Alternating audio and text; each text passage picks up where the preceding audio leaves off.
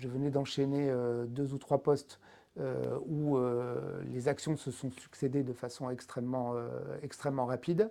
Et j'avais besoin à la fois de prendre du recul sur ce que je venais de faire et de prendre du recul sur ce que j'avais à faire.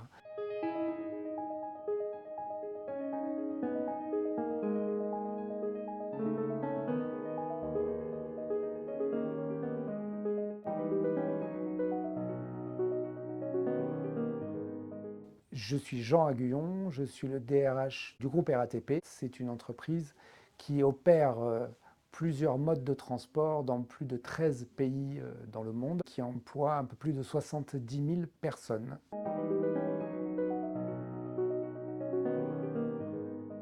C'était à un moment de ma carrière où je ressentais le besoin de prendre le temps de m'asseoir et de à nouveau réfléchir.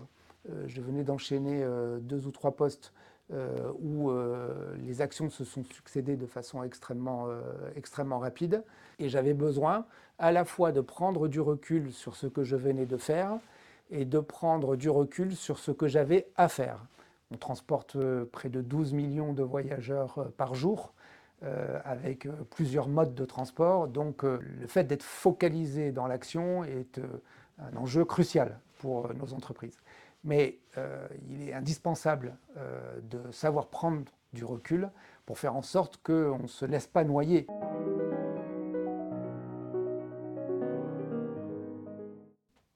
Qu'est-ce qu'on peut attendre d'une prise de recul? C'est d'abord réfléchir à ce qui nous mobilise quand on agit.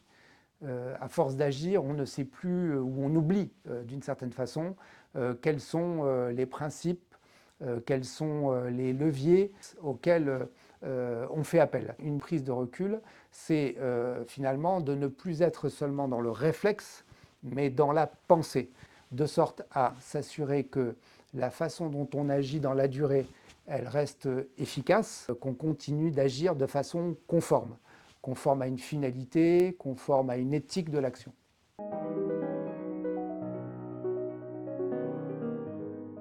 Je n'ai pas d'autre alternative à proposer à mon collectif managérial au regard des objectifs que j'ai évoqués, qui est la prise de recul suffisante, qui est le temps pris à penser par soi-même. Les outils habituels auxquels les organisations ont recours dans cette prise de recul, ce sont souvent les outils de coaching, les outils de mentoring. Moi, j'ai trouvé que c'était un dispositif qui venait bien compléter le coaching, le mentoring, comme un élément presque plus émancipateur. Quelquefois, les formations sont un peu déconnectées des enjeux du quotidien. Et le dispositif de club de réflexion est un moyen de savoir prendre ce recul tout en étant en permanence connecté à l'action.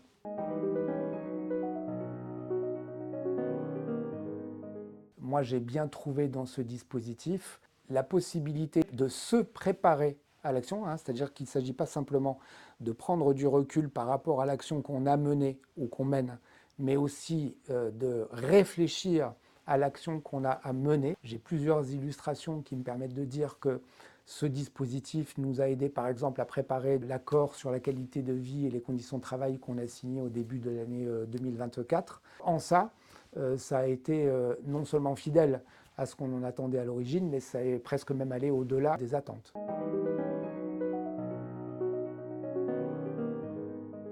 Ce qui me paraît très structurant dans ce parcours, c'est d'abord le rubricage de la réflexion, c'est-à-dire le fait d'avoir identifié quelles étaient les principales thématiques que la question du travail pouvait amener à devoir travailler. Le deuxième élément qui me paraît à la fois structurant, stimulant et contraignant, c'est l'effort de lecture que le parcours nécessite. Je parle d'un effort au sens positif et pas du tout au sens péjoratif du terme. Aucun athlète ne prend du plaisir à obtenir des résultats si ça n'a pas été précédé de l'effort de l'entraînement, de l'effort de la préparation. La pensée sans un minimum de temps à y consacrer n'est pas vraiment une pensée. C'est au mieux une opinion, au pire un réflexe.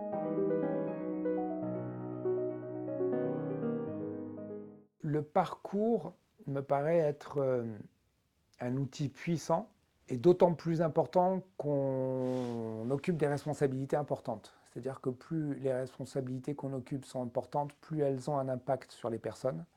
Et plus ce qu'on fait a un impact sur les personnes, plus ça nous oblige. Ce en quoi ça nous oblige, c'est à mieux et plus réfléchir sur les impacts qu'on peut avoir sur les personnes.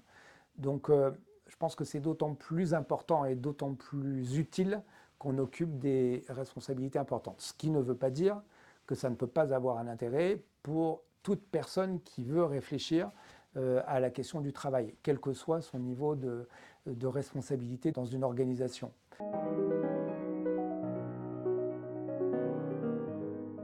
C'est vraiment un objet de valeur qui mérite qu'il soit le plus largement partagé. Je pense que tout ce qui peut contribuer à l'organisation de la controverse comme alternative au conflit dans la société telle qu'elle est aujourd'hui me paraît à promouvoir pour faire en sorte que la controverse soit une vraie controverse, argumentée, réfléchie, respectueuse, et pas un conflit de conviction, un conflit d'opinion, un conflit un peu idéologique.